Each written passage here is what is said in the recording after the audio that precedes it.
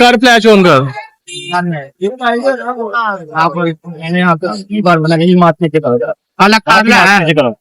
Mask नीचे करो। मुझे भी नजर आ रहा है आपको कितनी बार मना किया है कि लोगों की माओ बहनें इधर से गुजर रही हैं, आप इधर ना खड़ी हो। आप क्यों खड़ी होते हो?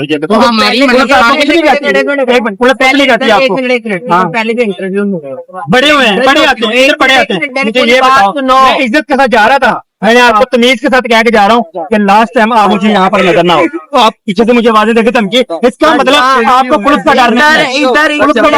इंटरव्यू लेने आते हैं, आपका इंटरव्यू कौन लेंगे? आप क्या कर रहे हो? खड़े होकर काम लेके इंटरव्यू लेंगे आपका? आपका तो इंटरव्यू लेंगे हम? इंटरव्यू नहीं हम आपका लेने आए, आपको समझाने हैं, वार्निंग देने आए हैं हम।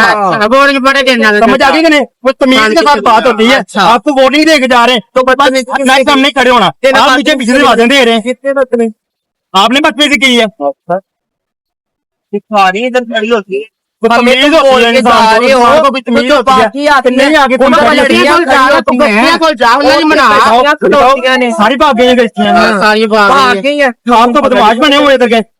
बदमाश ना पुलिस का जा रहे हैं आपको, ना किसी चीज का बता रहे हैं आपको। नहीं बदमाश, बदमाश के पीछे आवाजें दे रहे हो मुझे आप।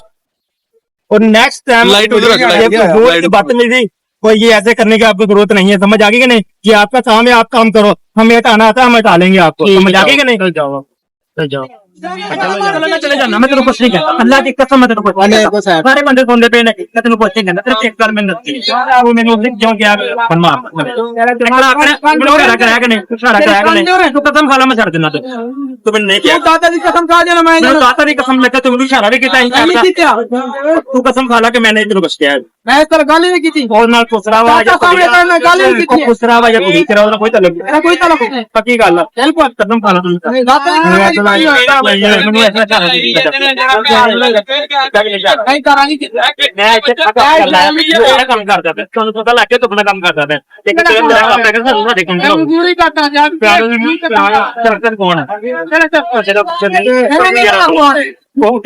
मीडिया नहीं तो यार लेना की पता कौन है? मैं तेरे सामने कौन है?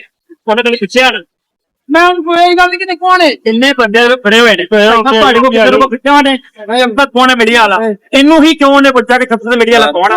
ਉਹਨੂੰ ਬੁਲਾ ਕੇ ਨੀਚੇ ਉਹਨੂੰ ਬੁਲਾ ਕੇ ਕਿ ਮੈਂ ਇਲਾਜ ਕਰਵਾਣੇ ਆ ਚੱਕਰ ਮੀਡੀਆ ਵਾਲਾ। ਇਹਦਾ ਮਤਲਬ ਕਿ ਉਹਦਾ ਕੁਝ ਨਾ ਕੁਝ ਲੱਗਦਾ। ਇਹ ਇਹੋ ਜਿਹੇ ਗੱਦੇ ਹੁੰਦੇ ਨੇ ਜਿਹੜੇ ਕਮਾਈ ਖਾਂਦੇ ਨੇ ਤੇ ਬਾਅਦ ਛੱਡਣਾ ਲੱਗਦਾ। ਸਾਨੂੰ ਆਖਰ ਕੀ ਕਹਿੰਦੇ ਨੇ ਕਿਤੇ ਕਿਤੇ ਕੰਡਾ ਮਾਰਨੀਆਂ ਕੰਮ ਹੈਗੇ ਮੇਰੇ ਤੋਂ ਸ਼ਰਮ ਆਣੀ ਚਾਹੀਦੀ। ਤੁਹਾਡੀਆਂ ਮਾਵਾਂ ਭੈਣਾਂ ਹੈਗੀਆਂ ਨੇ ਇੱਥੇ ਆ ਕੇ ਖੜੋਣਗੀਆਂ, ਹਰ ਬੰਦਾ ਆ ਕੇ ਬੈਠੇ ਅੱਜ ਕਿੱਥੇ ਜਾਣਾ ਜੇ ਸਿੰਗਲ ਕਰਦੇ ਨਾ ਗਲਤ ਗੱਲ ਕਰਦਾ ਇਹਨਾਂ ਨੂੰ ਪਛਾਣਾ ਤੁਹਾਡਾ ਹੱਥ ਆ। ਚਲੋ ਤੁਸੀਂ ਨਹੀਂ ਕੁਝ ਕਹਿ ਸਕਦੇ, ਤੁਸੀਂ ਸਿੰਗਲ ਆਏ ਤੁਸੀਂ ਆਮ ਲੋਕ ਹੋ। ਚਲੋ ਅਸੀਂ ਇਹਨਾਂ ਨੂੰ ਪੁੱਛ ਸਕਦੇ ਕਿ ਨਹੀਂ ਅਸੀਂ ਗਲਤ ਕੀਤਾ? ਇਹ ਇਹੋ ਜਿਹੇ ਲੋਕ ਸਾਨੂੰ ਧੱਕੇ ਲਾਣਗੇ ਉੱਠ ਕੇ। आपने तो सुन लिया हैगा कि की पैसा उन्होंने बयान ने ਇਹੋ ਜਿਹੇ ਲੋਕ ਹੁੰਦੇ ਨੇ ਜਿਹੜੇ ਮਾਸ਼ਰ ਨੂੰ ਖਰਾਬ ਕਰਦੇ ਨੇ। ਸਾਹਮਣੇ ਦਾਤਾ ਸਾਹਿਬ ਦੀ ਨਗਰੀ ਆ, ਇਹਨਾਂ ਲੋਕਾਂ ਨੂੰ ਯਾਦ ਨਹੀਂ ਆਉਂਦਾ ਹੈਗਾ ਕਿ ਦੇਖ ਤਾਂ ਕੁੜੀਆਂ ਤੇ ਗੜੀਆਂ ਹੋਈਆਂ ਨੇ ਆਪਣਾ 2 ਨੰਬਰ ਧੰਦਾ ਕਰਦੀਆਂ ਪਈਆਂ। ਬਾਕੀ ਕੋਈ ਗੱਲ ਨਹੀਂ, ਸਾਡਾ ਕੰਮ ਹੈ ਇਹਨਾਂ ਨੂੰ ਭਜਾਣਾ। ਸਾਨੂੰ ਮਾਰ ਲੈਣ ਤੇ ਕਿਹੜਾ ਮਾਰ ਲੈਣ, ਕੋਈ ਗੱਲ ਨਹੀਂ, ਸਾਨੂੰ ਕੋਈ ਫਰਕ ਨਹੀਂ ਪੈਂਦਾ ਹੈਗਾ।